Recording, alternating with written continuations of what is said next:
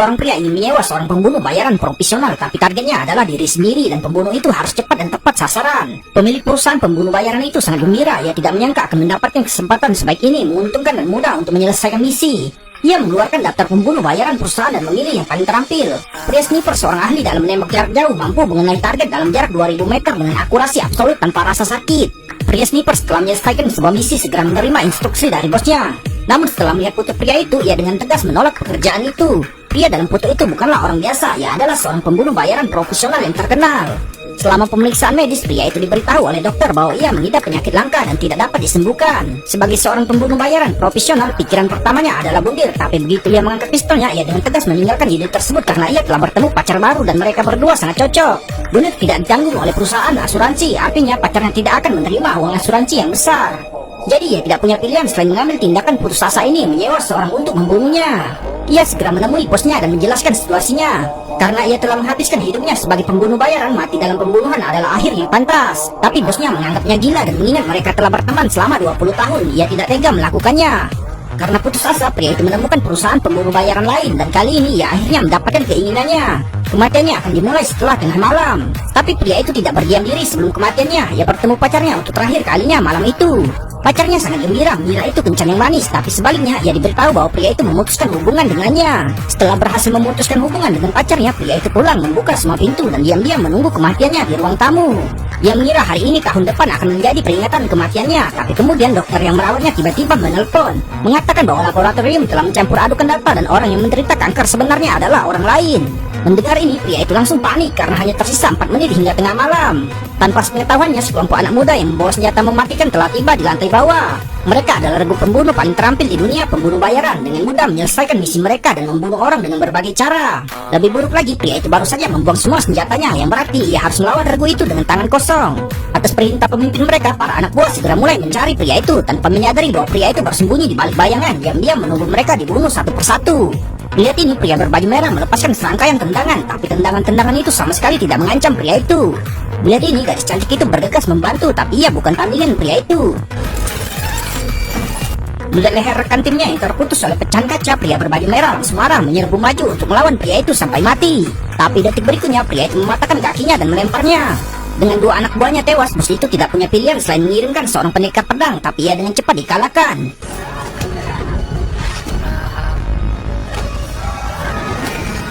Gadis berambut merah itu bergegas mendekat, mengacungkan senjata tajamnya ke arahnya, tapi tidak ada gunanya. Pria itu dengan cepat membaca gerakannya dan meninjunya.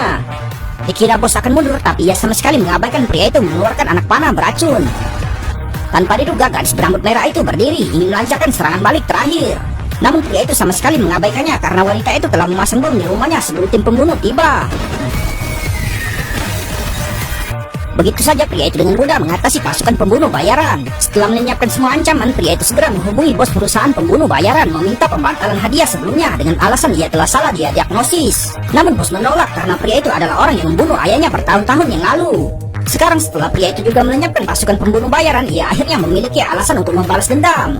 Bos kemudian menambahkan 10 juta dolar lagi ke hadiah tersebut, mengeluarkan undangan misi kepada para pembunuh bayaran di seluruh dunia. Segera semua orang di dunia pembunuh bayaran sangat menginginkan hadiah tersebut. Untuk mencegah tragedi, pria itu segera menghubungi pacarnya, mengatakan kepadanya bahwa perpisahan sebelumnya adalah kesalahpahaman dan bahwa ia tidak boleh pulang, tapi bersembunyi sampai ia menyelesaikan masalah dan akan datang menjemputnya. Tapi begitu pria itu selesai berbicara, 2 pembunuh bayaran tiba dengan sepeda motor. Dengan keduanya bekerja sama erat, pria itu dengan cepat merasa kewalahan. Dalam situasi krisis, pria itu melihat pipa baja di dekatnya dan bersembunyi di balik bayangan melancarkan serangan mendadak. Melihat rekannya hampir terbunuh, seorang pembunuh bayaran lain tiba dengan sepeda motor.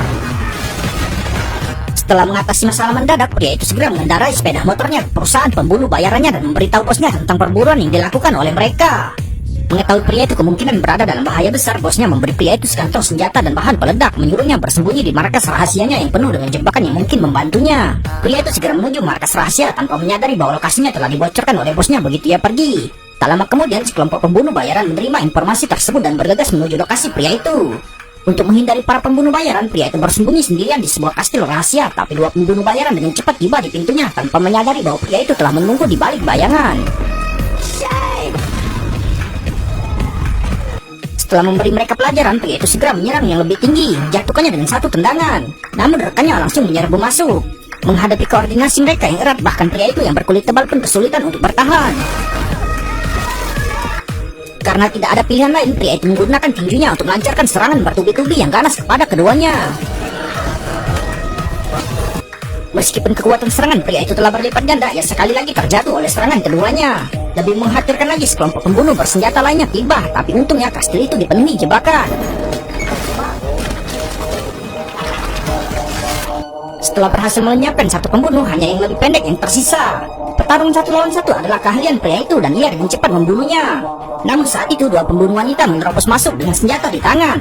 Pria itu tidak punya pilihan selain menggunakan perawakannya yang pendek sebagai perisai, tapi daya tembak kedua pembunuh itu terlalu kuat memaksa pria itu untuk melarikan diri dalam keadaan yang menyedihkan. Tanpa pengetahuannya, pelariannya memiliki tujuan lain untuk memancing mereka ke dalam jebakan yang telah disiapkan. Pria itu kemudian meraih salah satu wanita dan menyeretnya ke sudut. Ketika seorang pembunuh bayaran lain mendekat, ia melemparkannya ke samping dan dengan cepat melompat keluar jendela untuk melarikan diri. Berpikir bahwa ia akhirnya berhasil melarikan diri, sekelompok pembunuh bayaran ketiga segera tiba. Reaksi pembunuh bayaran ini sangat lincah, gerakannya seperti seorang penari. Pria itu dengan cepat mendapati dirinya dalam posisi bertahan, tapi fisiknya yang kuat membuatnya sulit untuk ditaklukkan. Melihat bahwa pertarungan berlangsung lama, mereka memutuskan untuk menyelesaikan masalah dengan senjata. Tapi dalam waktu kurang dari 3 ronde, penari itu ditendang jatuh. Ia kemudian melihat senapan mesin yang membuat pria itu sangat terkejut sehingga ia berbalik dan lari. Sebelum menembak, ia bersembunyi di bawah meja yang memicu jebakan bom. Detik berikutnya, pembunuh bayaran itu terlempar oleh ledakan. Sebelum pria itu sempat menarik napas, kelompok pembunuh bayaran keempat memanggilnya. Kali ini para pembunuh bayaran itu berbeda. Mereka mengaku telah menculik pacar pria itu malam sebelumnya dan menuntut agar ia menyerah atau mereka akan menyiksanya sampai mati. Tepat ketika pria itu mengetahui penculikan pacarnya, sebuah regu tentara bayaran tiba-tiba muncul di luar berniat untuk melenyapkan pria itu dari kastil. Dari taktik mereka jelas bahwa ini adalah pasukan tentara bayaran yang sangat terlatih. Peluang pria itu untuk bertahan hidup tampak tipis. Namun begitu mereka memasuki kastil, mereka jatuh ke dalam perangkap yang telah dipasang pria itu. Kemudian menggunakan pengetahuannya tentang medan, ia menghabisi tentara bayaran yang tersisa. Setelah melenyapkan semua musuh, pria itu menyelinap keluar dari belakang kastil. Tapi begitu ia muncul, seorang pembunuh bayaran lain sudah menunggu di luar. Pembunuh bayaran itu mengatakan bahwa ia telah menculik pacar pria itu dan jika ia ingin hidup, ia harus meletakkan senjatanya. Dihadapkan dengan ancaman pembunuh bayaran itu, pria itu tidak punya pilihan selain menurutinya. Pembunuh bayaran itu kemudian memerintahkan kaki tangannya untuk membawa pacar pria itu. Ia mengira hadiah besar itu akan segera menjadi miliknya, tapi detik berikutnya sebuah mobil tiba-tiba menabraknya. Pengemudinya adalah pacar pria itu. Ternyata beberapa saat sebelumnya, melihat bahwa kaki tangan pembunuh bayaran itu tampak agak bodoh, ia berpura-pura ingin buang air kecil, sengaja tersandung dan jatuh saat keluar dari mobil, lalu mengambil tongkat kayu dan memukulnya hingga pingsan. Namun justru karena itulah pria itu dan pacarnya berhasil melarikan diri dengan selamat. Sementara itu, di sisi lain, bos perusahaan pembunuh bayaran menyadari misinya telah gagal mencoba melarikan diri, tapi langsung dihentikan oleh bos pria itu yang melanggar aturan dunia pembunuh bayaran, menggunakan pistol tentara bayaran untuk mengakhiri hidupnya. Dengan kematiannya, hadiah untuk penangkapan pria itu pun berakhir.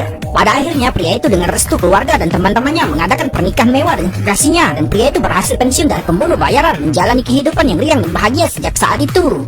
Saksikan keseruan lainnya.